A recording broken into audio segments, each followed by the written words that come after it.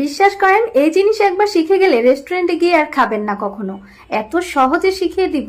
অনেকেই আছেন chicken chowmein অনেক পছন্দ করেন, বিশেষ করে আমার তো খুবই পছন্দ। আজকের রেসিপিটি একদমই রেস্টুরেন্টের সাথে হার মানিয়ে ঘরেই তৈরি করা ঝটপট রেসিপিটি শেয়ার করছি। প্রথমেই একটা কড়াইয়ের মধ্যে আমি 1 লিটার পরিমাণ পানি নিয়েছি। এখানে 1 প্যাকেট চাউমিনের আমি অর্ধেকটা নিয়েছি। চাউমিন রান্নার জন্য অবশ্যই মোটা নুডলসটা ব্যবহার করতে হবে। তারপর এখানে আমি দিয়ে দিচ্ছি কুকিং অয়েল আর সামান্য লবণ। নুডলসগুলো সিদ্ধ করে নিব। তারপর একটা ছাঁকনিতে ছেঁকে ঠান্ডা পানি দিয়ে ধুয়ে নিব।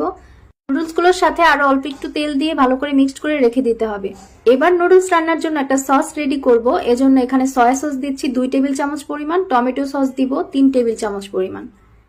টমেটো সসটা একটু বেশি দিব। এখন দিচ্ছি 1 চা চামচ চিলি অয়েল সস। সব উপকরণ ভালো করে মিক্সড করে নিব। এখানে মুরগির মাংস ম্যারিনেট করে রাখবো, এজন্য আদা বাটা দিয়েছি 1/2 টিস্পুন আর স্বাদ মতো লবণ দিয়ে ভালো করে মিক্সড করে আমি একপাশে রেখে দেব। এগুলো রেডি থাকলে রান্নাটা খুব দ্রুত হয়ে যায়। চাউমিন রান্নার জন্য একটা কড়াইয়ের মধ্যে আমি পরিমাণ মতো তেল দিয়ে দিলাম। এখানে দিচ্ছি রসুন কুচি। একটা রসুন আমি ছোট টুকরো করে কেটে নিয়েছি। তেলটা যখন একটু গরম হয়ে আসবে দিয়ে দিচ্ছি ম্যারিনেট করা মুরগির মাংসগুলো। তারপর 2 থেকে 3 মিনিট আমি মাংসগুলোকে ভালো করে ভেজে নিব। একটু সময় নিয়ে ভাজতে হবে, এতে করে মাংসগুলো ভালোভাবে সেদ্ধ হয়ে যাবে। তারপর একপাশে সাইড করে রেখে আমি দিয়ে দিচ্ছি 2টা ডিম। অল্প একটু লবণ দিয়ে ডিমটাকে ভেজে নিব। চাউমিনটা যদি এভাবে রান্না করা হয় সবাই দেখবেন খুব পছন্দ করে খাবে। ডিমগুলো আমার ভাজা হয়ে গেছে, একটু হালকা করে ভেজে নিলেই সবচাইতে বেটার হয়। তারপর এর মধ্যে দিয়ে দিচ্ছি পেঁয়াজ কুচি। 2টা বড় সাইজের পেঁয়াজ কুচি দিয়েছি। পেঁয়াজগুলো একটু বড় টুকরো করে দিলে সবচাইতে বেশি ভালো লাগে। চাইনিজ খাবারে একটু পেঁয়াজ বড় বড় টুকরো করেই কাটা হয়। অ্যাড করছি গাজর কুচি আর বাঁধাকপি কুচি। গাজরটাকে আমি 1 মিনিট সিদ্ধ করে নিয়েছিলাম আগে।